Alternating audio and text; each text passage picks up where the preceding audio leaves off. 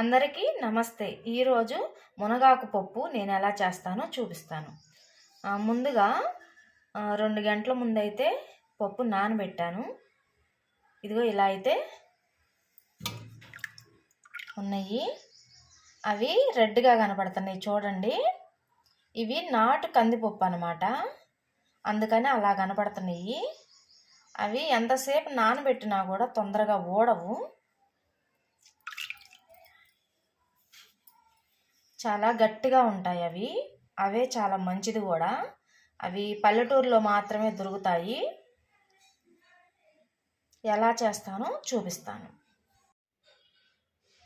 మునగాకైతే శుభ్రంగా కడిగాను, 2-3 సార్లు కడిగాను అనమాట. ఎందుకంటే ఇప్పుడు చలికాలం కాబట్టి ఏమన్నా ఉంటాయేమోనని చెప్పి శుభ్రంగా కడిగేశాను. ఇప్పుడు ఇందులోకి ఏమేమి వేస్తానో చూపిస్తాను.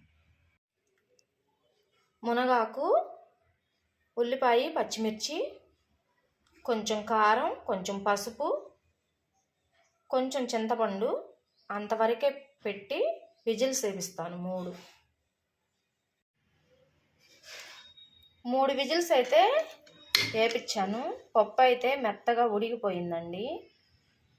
ఇప్పుడు కాస్త ఉప్పేసి పప్పు గుత్తితో ఎనిపి తాలింపేస్తాను.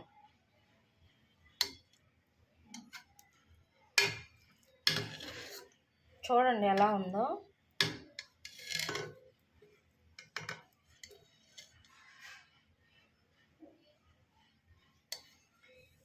పల్లెటూరి నాటు కందిపప్పు అన్నమాట. అవి చాలా బలం కూడా మనకి.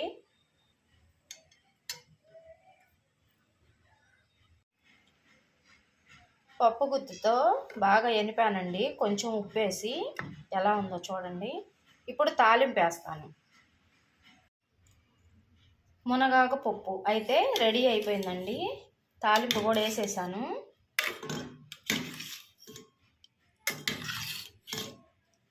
ఇది చాలా మంచిది, లేడీస్కి అయితే ఇంకా మంచిది. ఒకసారి ట్రై చేసి చూడండి. Thank you so much.